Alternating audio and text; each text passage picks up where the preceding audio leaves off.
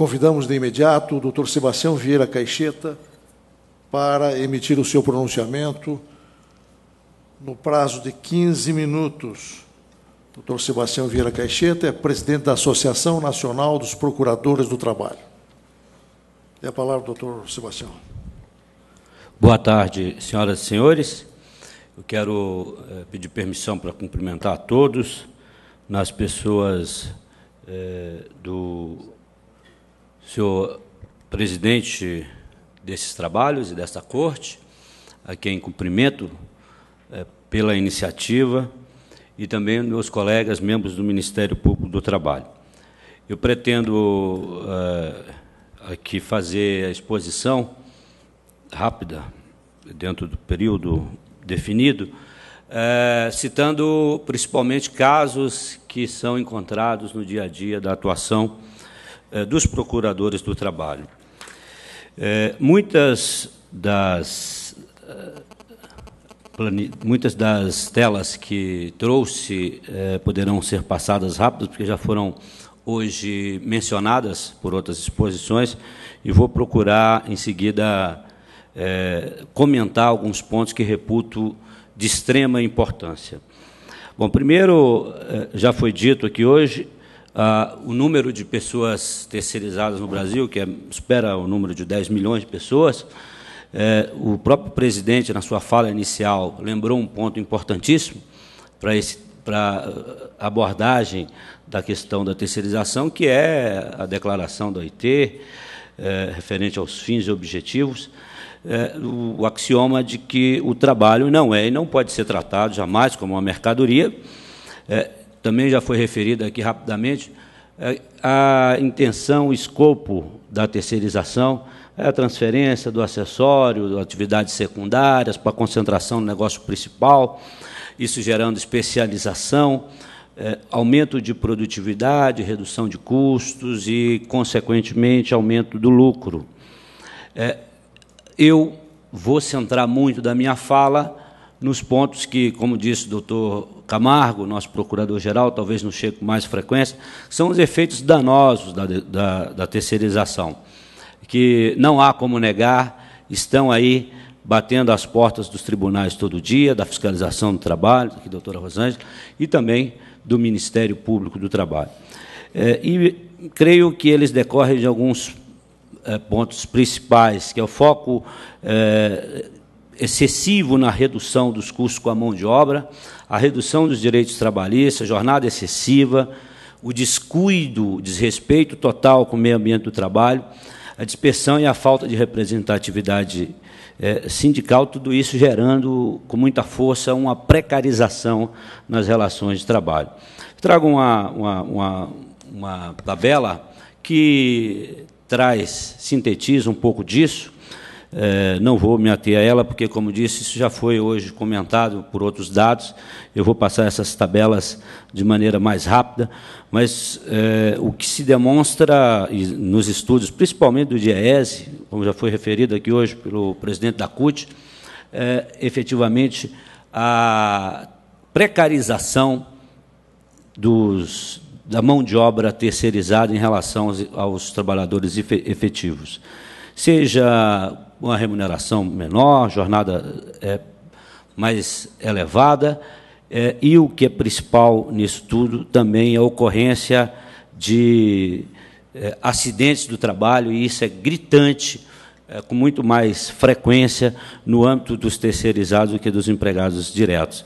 E não há uma distinção substancial em relação à escolaridade dessas duas categorias de trabalhadores, sequer da empresa, tendo em vista o número de funcionários, a sua alocação. Isso também já foi remetido hoje aqui. Em todos os níveis, se trata de terceirizado, empregados diretos, há uma concentração em relação aos terceiros de uma remuneração mais baixa, principalmente em relação à base da pirâmide, entre 1 e 2 salários mínimos. Também já foi referido aqui hoje outras consequências que temos documentadas, e isso foi amplamente divulgado, em relação e decorrente da terceirização, mas decorrente principalmente da negação dos direitos e do respeito mínimo aos direitos básicos dos trabalhadores terceirizados, que tem gerado conflitos, e conflitos violentos, como a gente viu em Jirau, em Santo Antônio.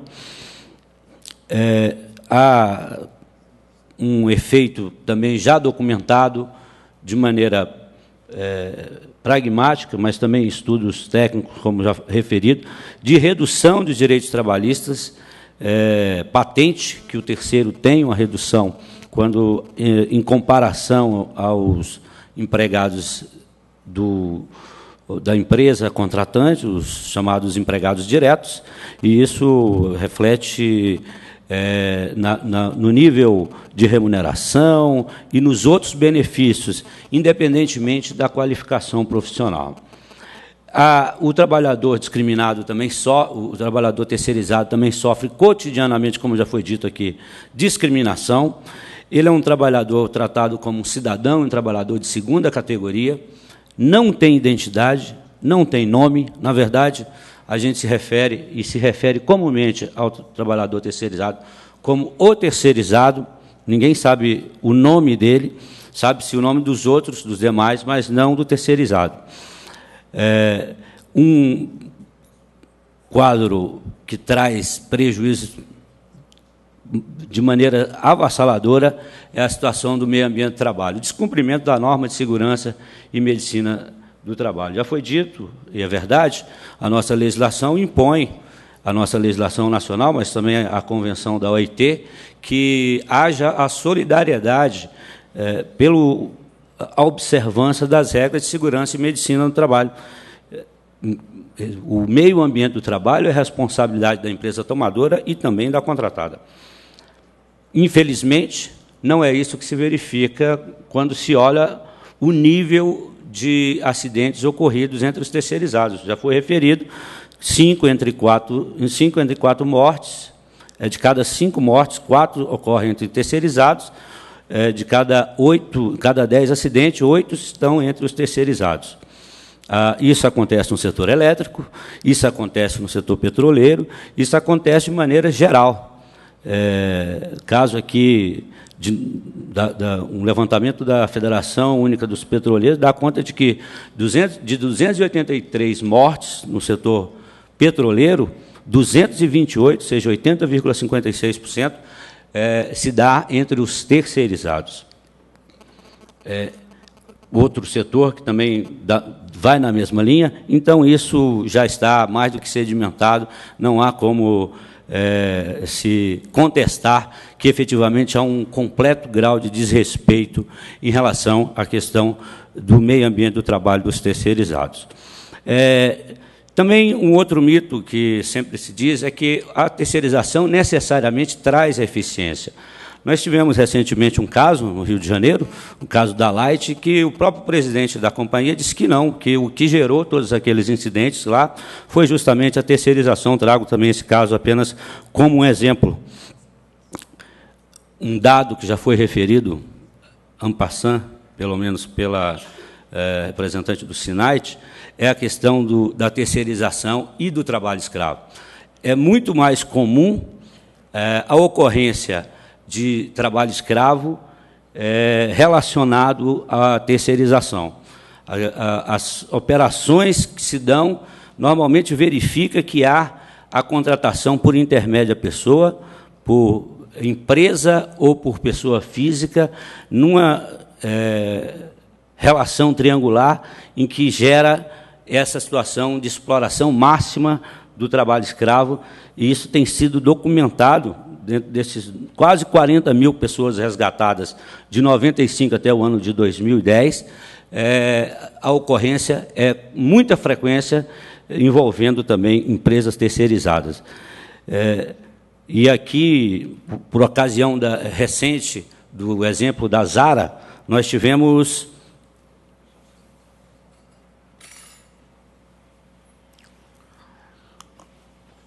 uma audiência pública em que o representante da Fiesp Ao que tudo indica, mesmo conhecendo a realidade, diz que não é possível controlar. E, portanto, não é possível também afastar essa realidade. Isso foi declarado na audiência pública na Comissão de Direitos Humanos da Câmara, recentemente, por ocasião do caso Zara, que ali foi discutido. Obras, terceirização e precarização e trabalho escravo em obras do PAC, um caso recentemente noticiado dessa usina do Salto do Rio Verdinho, com dinheiro do BNDES, em que houve o resgate de 98 trabalhadores. O exemplo Zara, também já falado aqui, em que havia, além de cerceamento de liberdade, jornada exaustiva de 16 horas, condição degradante de trabalho, trabalho infantil, contratação totalmente ilegal, isso tudo documentado pela imprensa e também pelo procedimento que está apurado pela Secretaria do Trabalho e Emprego e também no Ministério Público do Trabalho. Recentemente, também nos deparamos com uma nova situação, que é a utilização da terceirização para evasão fiscal. Um caso analisado, em que havia a transferência da atividade da grande empresa para uma pequena empresa, justamente para que essa pequena empresa, optante pelo Simples, não pagasse imposto. Isso documentado pela Secretaria da Receita Federal, nesse ofício que aí está. Nós, membros do Ministério Público, temos hoje em andamento cerca de 14 mil procedimentos na Procuradoria investigando terceirização ilegal. Já são mais de 1.500 ações civis públicas, quase 2.400 termos de ajuste de conduta, o que dá uma noção da dimensão dessa precarização e do descumprimento da legislação. E, como considerações finais e conclusões, o que se vê efetivamente no Brasil hoje é que, como a terceirização aqui foca excessivamente na redução dos custos, ela provoca, sem dúvida, essa precarização, discriminação, redução dos direitos e aumento dos acidentes de trabalho. Como bem disse o presidente da CUT, ela não cria emprego, uma vez que só faz a substituição dos empregados diretos pelos terceirizados, ela gera um enfraquecimento do sistema sindical, da representação sindical, e a sua aplicação de maneira indiscriminada levará fatalmente ao aniquilamento da proteção social e ao extermínio do direito de trabalho. É disso que se trata. Nós estamos discutindo a sobrevivência ou não da proteção e do direito do trabalho. A abertura, sem nenhum controle da terceirização, levará ao completo aniquilamento dessa proteção. E, por isso, que temos que, na linha do que foi definido pelo Tribunal Superior, manter, sim, as regras restritivas da vedação à atividade fim, da vedação sempre da intermediação de mão de obra, de uma terceirização que só seja possível em serviços especializados, sem subordinação e sem pessoalidade.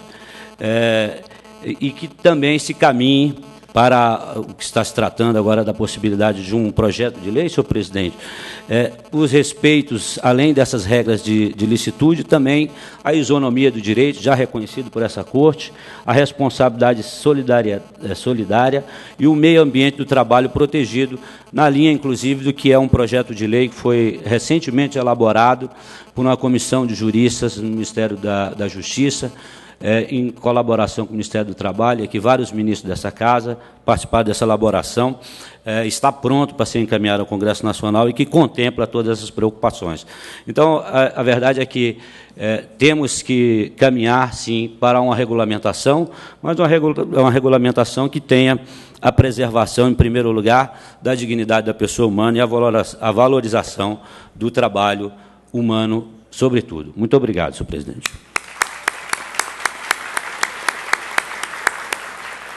Agradeço o pronunciamento do Dr. Sebastião Caixeta e, desde logo, convido a jornalista Sônia Bride para a sua exposição, na qualidade de representante da Associação Brasileira das Relações Empresa-Cliente, ABRAREC. A jornalista, como se sabe, é repórter de televisão, formada pela Universidade Federal de Santa Catarina. A senhora dispõe de 15 minutos para o seu pronunciamento.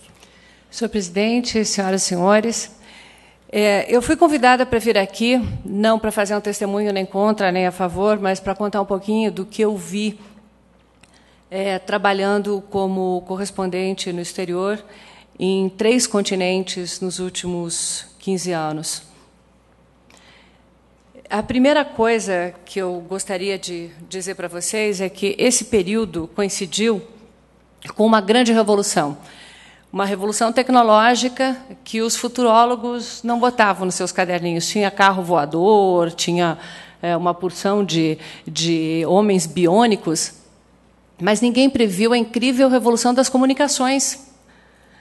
Aqui, quem está perto da minha idade, perto dos 50, já ainda lembra o que era a gente ter que usar telex, que matava de susto no meio da noite a faxineira, quando começava a escrever sozinha aquela máquina. Uma faxineira que ainda não era terceirizada. A terceirização não tinha começado ainda. Hoje, no meu celular, eu tenho uma capacidade de processamento de dados que é 10 vezes maior do que os computadores de controle de voo do JFK, o aeroporto de Nova York, em 96. Em 96, não estou falando de 1950, estou falando de 96. Esse uso dos smartphones, hoje, permitem coisas como, por exemplo, eu posso entrar ao vivo de qualquer parte do planeta, praticamente, usando um telefone. E não precisa ser o iPhone, tem de várias marcas, em que eu faço uma conexão, mando imagem e voz em tempo real, em qualquer situação.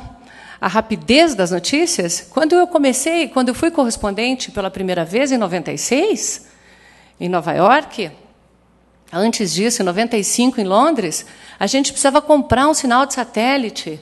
Era toda uma operação, você tinha notícia e você tinha que ir até um local com a sua fita e gerar aquele material via satélite. Era um trabalho desgraçado, era muito demorado. Hoje, onde eu estou fazendo a reportagem, eu posso mandar por causa dessa revolução das comunicações. Então, isso provocou uma série de mudanças em todas as relações no mundo, as relações de negócio, as relações de trabalho, a entrega das notícias.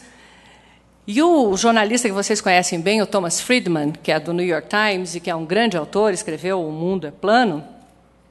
Há poucos dias, no New York Times, apenas 4 dias, ele argumentou que o mundo, a grande revolução que aconteceu no final dos anos 90 é que o mundo se tornou conectado. E esse mundo conectado é que formou o mundo plano.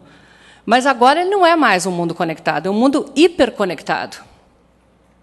E aí há várias mudanças, no mundo dos negócios, principalmente. Por exemplo, o que parecia um passatempo de gente com pouca ocupação, como essas redes sociais, o Twitter, o Facebook, o Skype, o telefone. Bom, o telefone. Hoje o Brasil tem mais celular do que habitante. Eu me lembro de quando eu tive que trabalhar muitos anos economizando para comprar uma linha de telefone. Todo mundo aqui se lembra disso. E o telefone, hoje, além de ser um telefone, um smartphone, um telefone esperto, ele está democratizado. E está democratizando o acesso à banda larga à internet através do próprio telefone. As empresas, que antes tinham um gerente para atender os seus clientes, agora têm que dar conta de ouvir e responder às demandas dos clientes que estão numa variedade incrível de plataformas. Porque agora o cliente tem voz na rede social para fazer um imenso de um estrago se ele não for bem atendido. Então, essa relação com o cliente se tornou muito mais complexa, muito mais difícil de administrar. E aí é que entraram essas empresas prestadoras de serviço de comunicação com o cliente. No mundo plano, a competitividade da indústria redesenhou a forma de produzir. Uma peça de automóvel vem da Romênia, outra vem da China, um pedaço vem da Europa, outro vem dos Estados Unidos.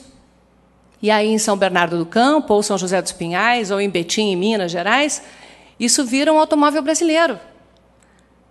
O que está acontecendo hoje com a indústria de serviços é uma versão dessa linha de montagem.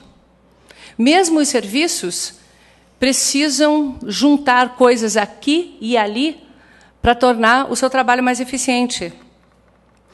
Alguns países perceberam essa tendência e desenvolveram estratégia de sucesso para atrair a indústria.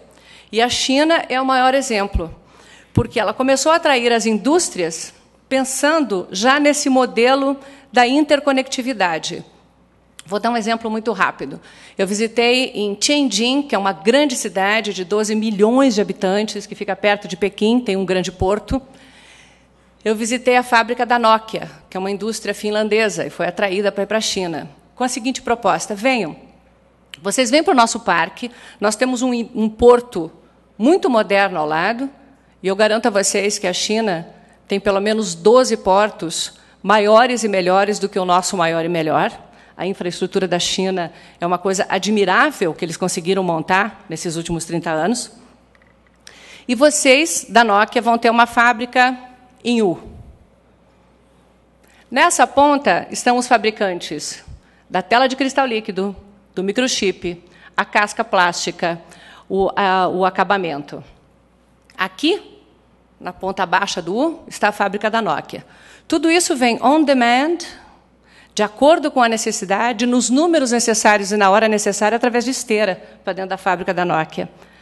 Tudo é montado aqui, e na outra ponta do U estão os serviços de logística. O telefone é empacotado, embalado e distribuído, ali do lado do porto. No começo desse processo, em que as indústrias faziam esse outsourcing, era uma parceria, geralmente, dentro do mesmo país. Você tinha lá em São Bernardo do Campo a fábrica da Volkswagen e, do lado, todos os fornecedores de autopeças. Mas a realidade da indústria ficou diferente.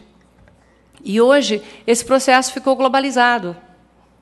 Alguns países perceberam essa tendência e se prepararam para essas mudanças e aproveitaram isso.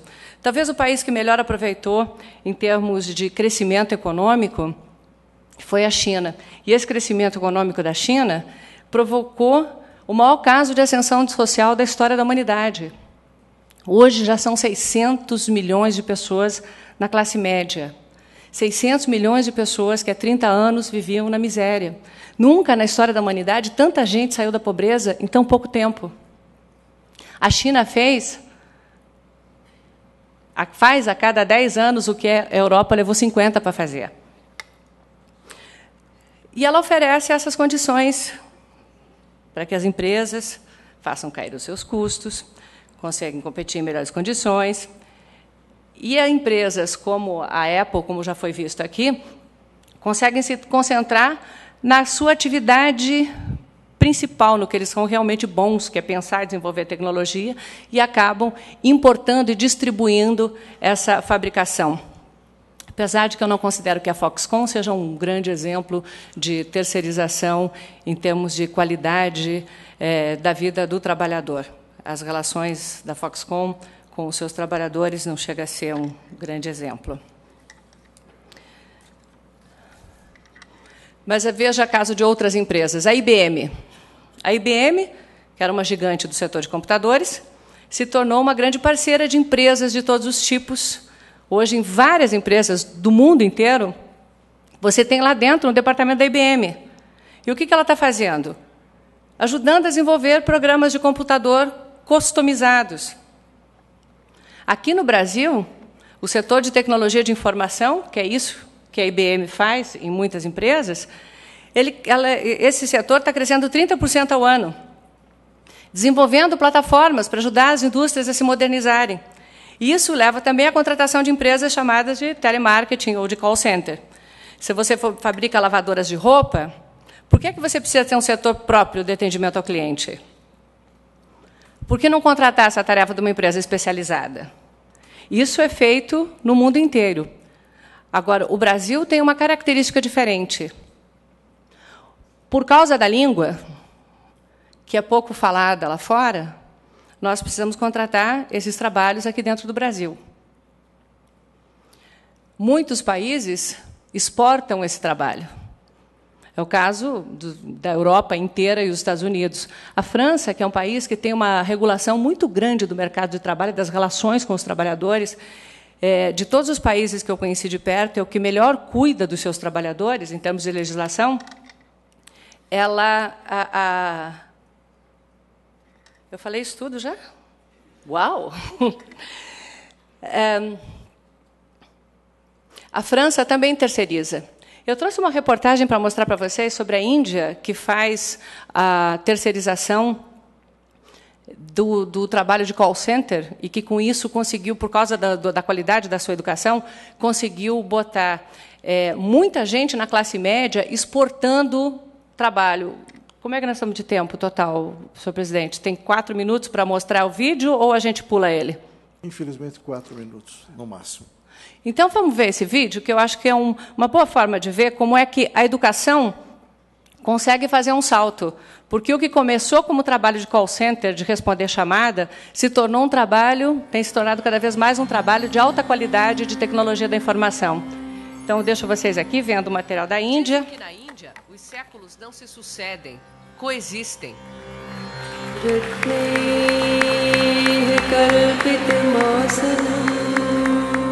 Mais de 1 bilhão de pessoas no mesmo espaço, em tempos diferentes.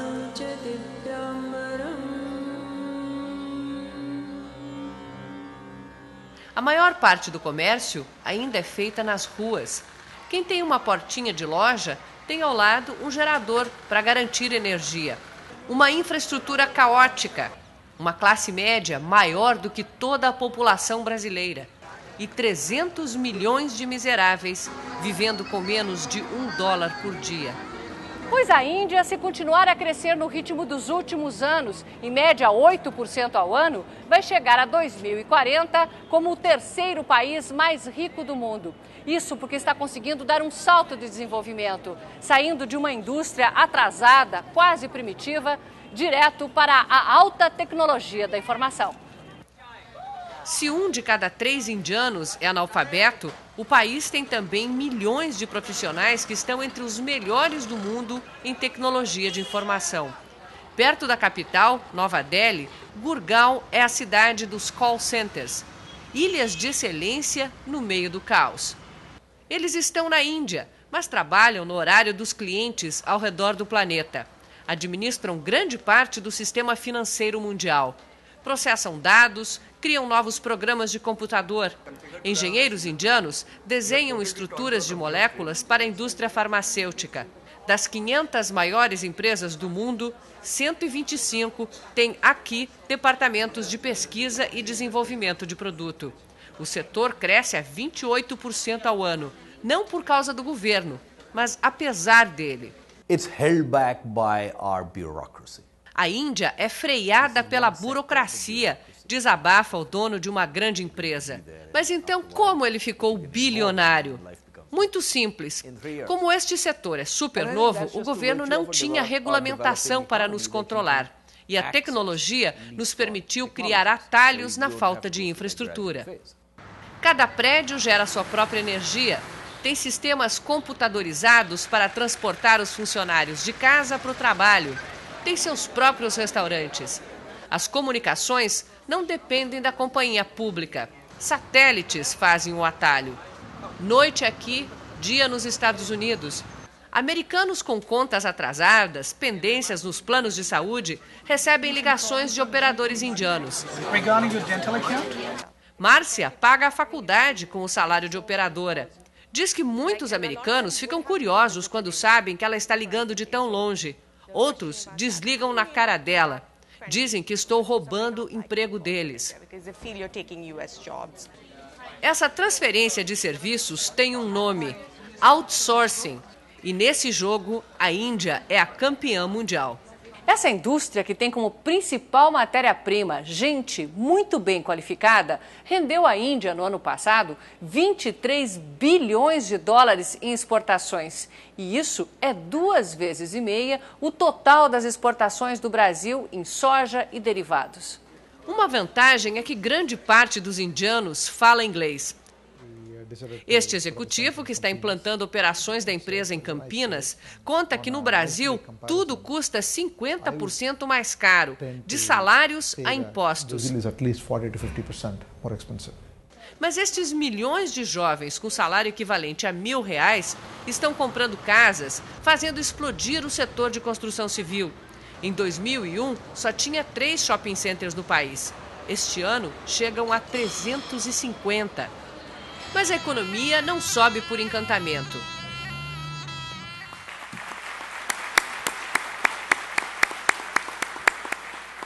Agradeço, em nome do tribunal, o rico e ilustrativo pronunciamento da jornalista Sônia Bride. Convido, desde logo, para emitir o seu pronunciamento, o doutor Renato Henri Santana, juiz do trabalho, presidente da Associação Nacional dos Magistrados da Justiça do Trabalho. Senhor presidente, ministro João Orestes Dall'Azen, meu colega juiz de trabalho Rubens Curado, senhoras e senhores, senhores ministros.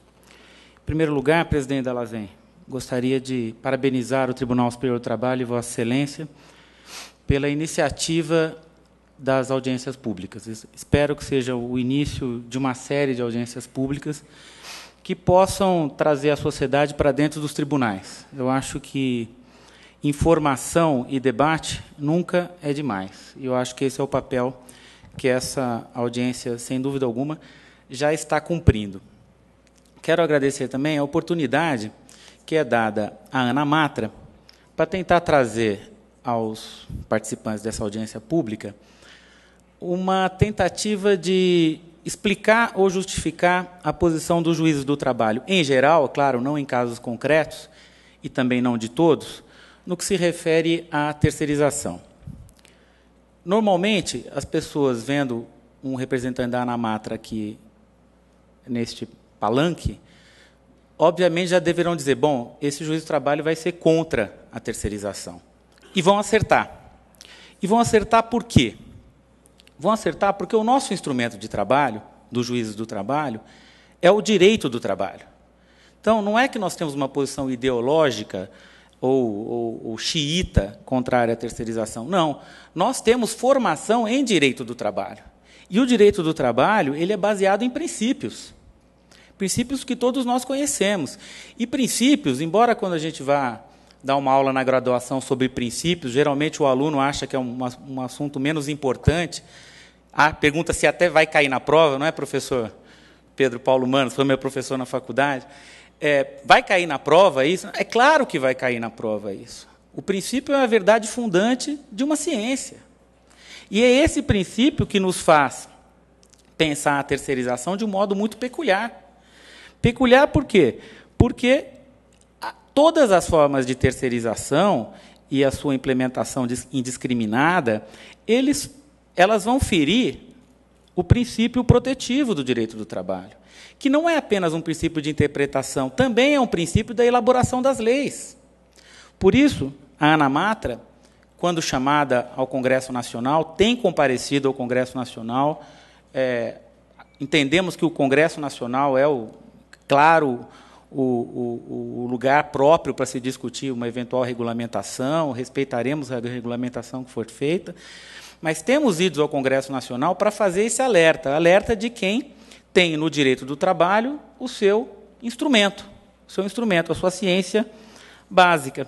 E eu confesso que não pretendo, obviamente, e nem essa é a intenção desta audiência pública, trazer qualquer ensinamento jurídico ou tentativa de ensinamento jurídico. Acho que não há o que se ensinar em termos de terceirização ao Tribunal Superior do Trabalho. Acho que o tema é conhecido. A contribuição que o juiz do trabalho dá ao debate aqui é dado dentro das sentenças, dos acórdãos, e, ao final, são analisados aqui no Tribunal Superior do Trabalho. Mas existem fundamentos constitucionais seríssimos para nos afastar da terceirização. E confesso que, para tanto, terceirizei o livro do ministro Godinho e examinei quais são os fundamentos constitucionais que o ministro Godinho coloca. E são inquestionáveis. O princípio da dignidade da pessoa humana, a valorização do trabalho e do emprego, a busca da melhoria e do bem de todos, a erradicação da pobreza, a redução das desigualdades sociais, todos os dispositivos inseridos dentro da nossa Constituição, sem falar da função social da propriedade e da redução das desigualdades e a busca do pleno emprego. É o que diz a nossa Constituição, a busca do pleno emprego. Será que isso é compatível com o modelo da terceirização? No nosso modo de ver, não é. Essa é a contribuição que a ANAMATRA gostaria de trazer para essa audiência pública. Quero dizer, já encaminhando para o final, que experiências pessoais como juiz demonstram, como disse meu colega procurador do trabalho, Sebastião Cacheta, presidente da ANPT, que o trabalhador terceirizado ele é visto como coisa, ele é visto como um empregado de segunda categoria. Ele é chamado, como disse o Sebastião Cacheta, de terceirizado. Muitas vezes, em audiências, nós, ouvindo testemunhas, percebemos que todo mundo tem nome, menos uma determinada pessoa, que é chamada de terceirizado. É o terceirizado, a terceirizada. Ela perde a identidade, porque ela perde a identidade dela com a empresa. O que é essencial é da natureza do direito do trabalho. Por isso que eu quero trazer para essa seleta audiência essa explicação, essa abertura que a ANAMATRA demonstra e sempre dá para a sociedade para compreender o processo racional de decisão de um juiz. Quero dizer também que muitas vezes se critica o juiz do trabalho porque ele teria conhecimento da terceirização, ele tomaria conhecimento da terceirização apenas quando acontece um problema, ele teria uma visão contaminada pelo problema, ele só vê o problema, né? Me parece que esse não é um argumento que me convença, porque o médico também só vê o corpo humano quando ele tem problema, e nem por isso alguém questiona a capacidade do médico como especialista no corpo humano, ainda quando ele está funcionando bem. Então, a gente tem contato, sim, com problemas. Infelizmente, temos muito contato com problemas relacionados à terceirização. Quero lembrar também que a feliz iniciativa do Tribunal Superior do Trabalho, na presidência do ministro Dall'Azen, quanto na questão da campanha do acidente do trabalho, demonstra que isso também é um aspecto muito preocupante. A quantidade, também frisada aqui pelo colega Cacheta, a quantidade de acidentados do trabalho envolvendo empregados terceirizados é muito grande. Isso não é por acaso que isso acontece, isso é um dado concreto, que nos deve também preocupar e nos levar a quando formos refletir sobre a questão da terceirização. Quero, por fim, dizer que acho que é muito simples a gente fazer um teste básico para saber o que a gente acha da terceirização. Quando a gente pensa num filho nosso, no futuro dele, no país que nós vamos ter, no trabalho que um filho nosso vai ter, nós vamos querer que esse nosso filho tenha um emprego pleno ou tenha um emprego terceirizado ou de segunda categoria. Eu acho que é essa reflexão que devemos fazer hoje. Muito obrigado.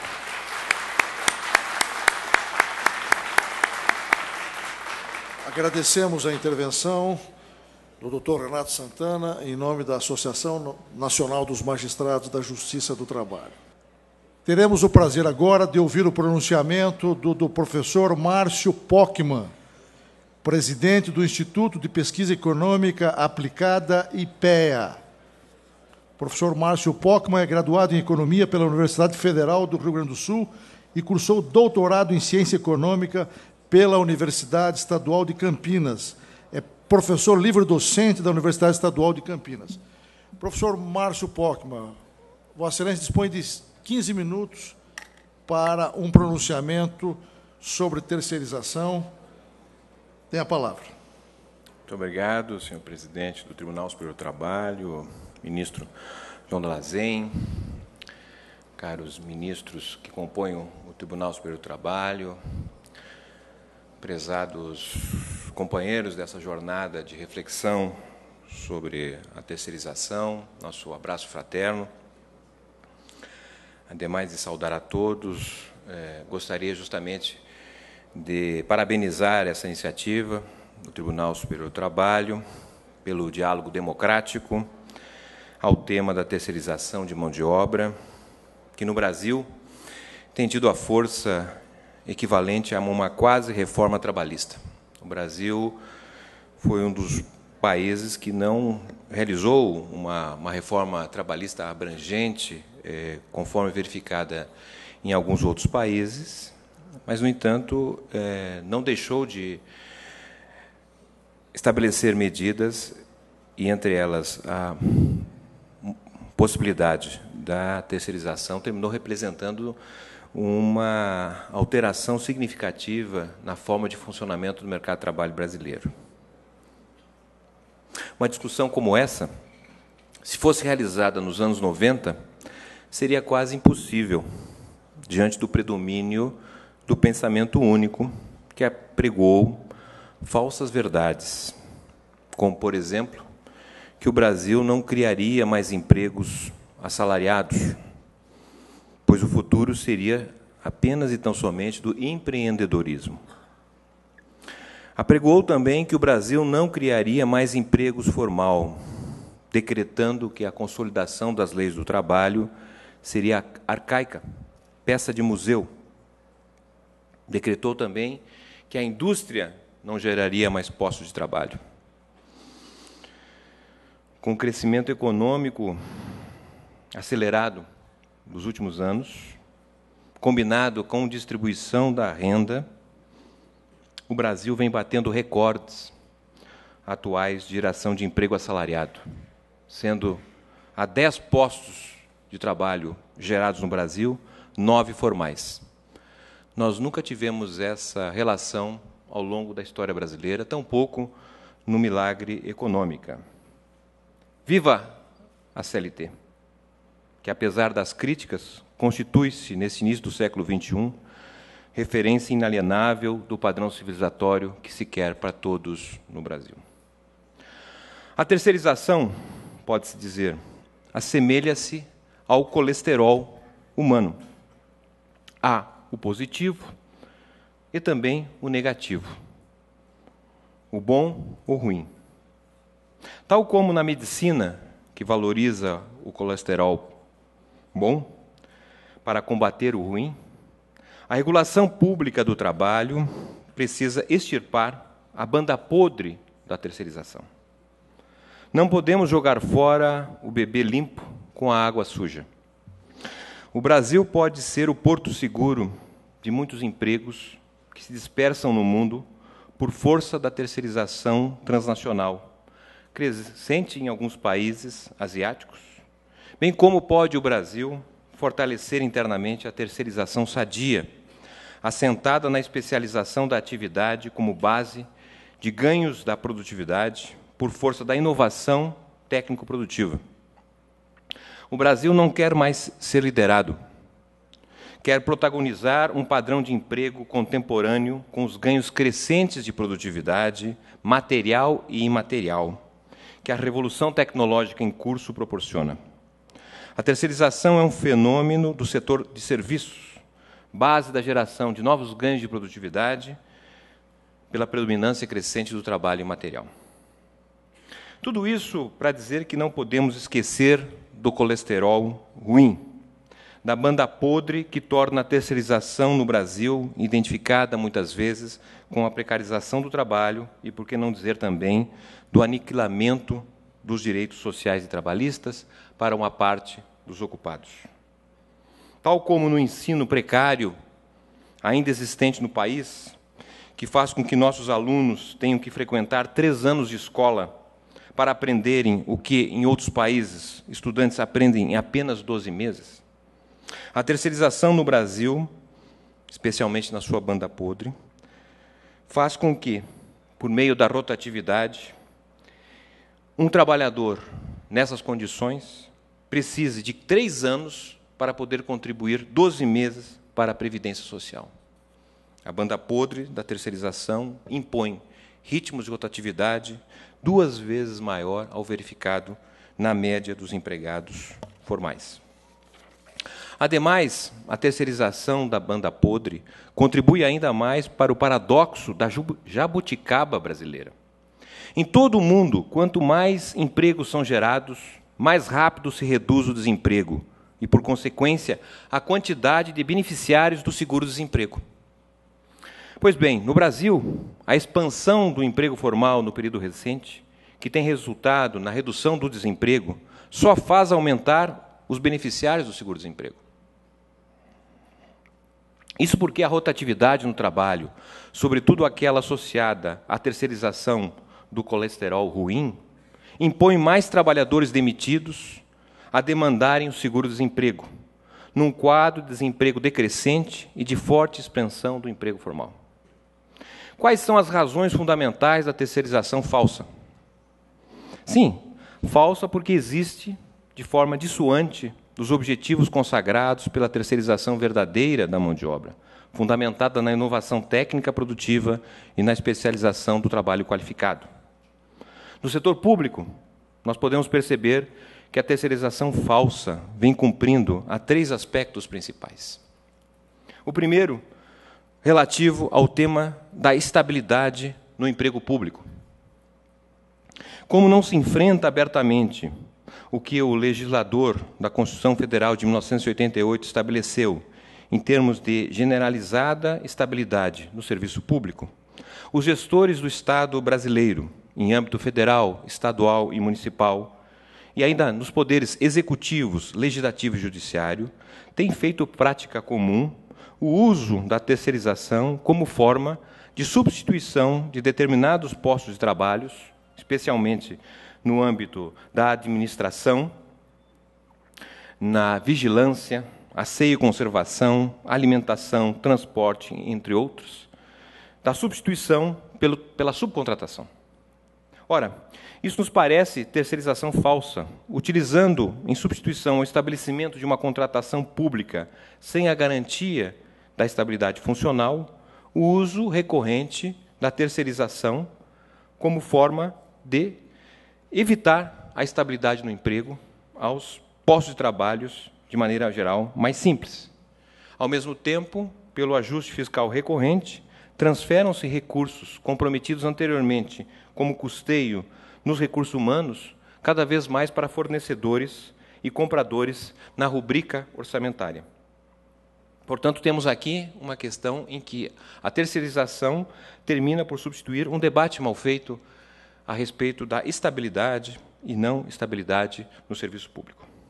O segundo aspecto a ser ressaltado na terceirização falsa no setor público está relacionado à rigidez do padrão licitatório no setor público, o que termina desfavorecendo a contratação do emprego público e a agilização do gasto público pela presença de empresas terceiras.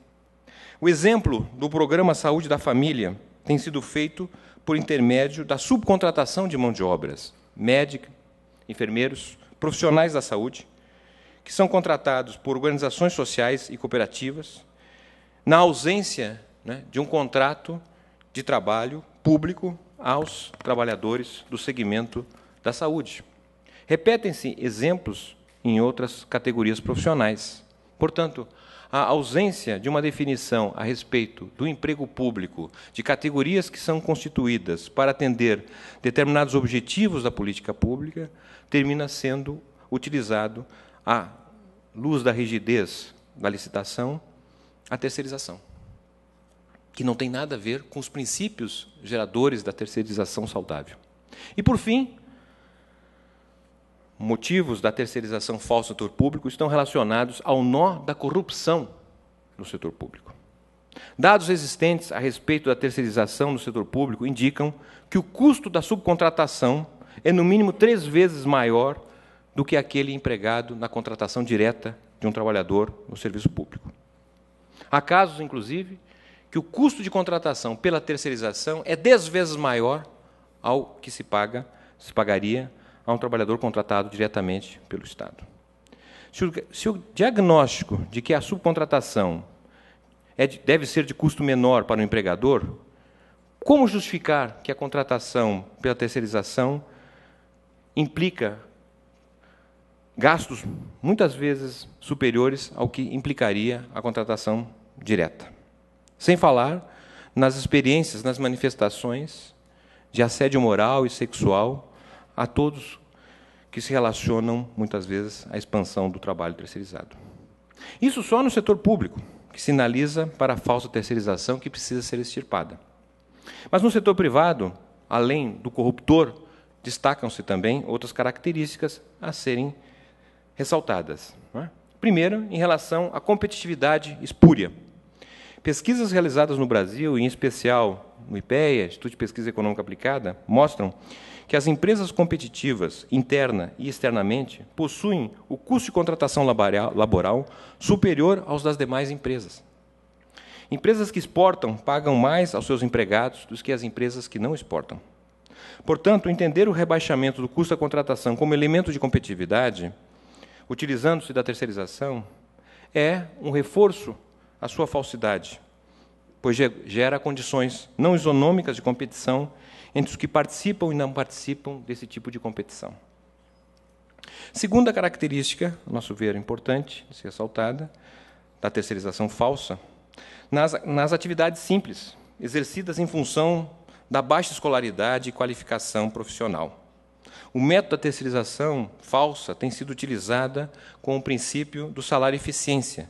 Se contrata um trabalhador com remuneração equivalente ao salário mínimo, e, à medida em que ganha produtividade, eleva-se o salário até o limite da produtividade física, quando se volta a demitir e contratar um novo trabalhador. Esse tipo de sistema de contratação nos impede de apostar na qualificação profissional, desmotivando tanto a empresa que vê no investimento a qualificação a possibilidade de um custo adicional, na medida em que o próprio trabalhador também pode romper o contrato de trabalho, e o próprio trabalhador que, dado a rotatividade, dado o exercício de trabalho em diferentes setores e empresas, não tem a motivação de uma qualificação adequada. E, por fim, a terceirização falsa, para os trabalhadores sem condições de contribuir por 12 meses, num ano, para a Previdência e Assistência Social. Dados de pesquisas por nós realizadas mostram que os trabalhadores da terceirização demitidos, somente 1/3 conseguem reempregar-se novamente num período de 12 meses. O que significa dizer que, dos trabalhadores terceirizados demitidos, 2/3 deles levam mais de um ano para conseguir um posto de trabalho novamente. O que dificulta, portanto, a contribuição na Previdência Social. Dificilmente esses trabalhadores terão condições de se aposentarem em 35 anos de trabalho, pois não terão 35 anos de contribuição. Se prevalecer essa regra, precisarão de 3 vezes 35 anos, o que será absolutamente impossível de gozar da previdência e aposentadoria, um direito que se imagina para todos. Ademais da elevação do gasto público com o uso do seguro-desemprego, dado a expansão da atividade econômica, da redução do desemprego, o emprego formal termina vindo acompanhado da expansão do seguro-desemprego. É absolutamente fundamental considerar esses aspectos numa avaliação que regule a terceirização no Brasil. Tornar a terceirização regulada, civilizadamente, ajuda a fortalecer a subcontratação sadia, simultâneo ao método de extirpar as ervas daninhas. Essa é a expectativa de todos que acreditam que o Brasil inova e se moderniza toda vez que a justiça se faz presente. Não se espera algo diferente da justiça do trabalho do Brasil. Muito obrigado.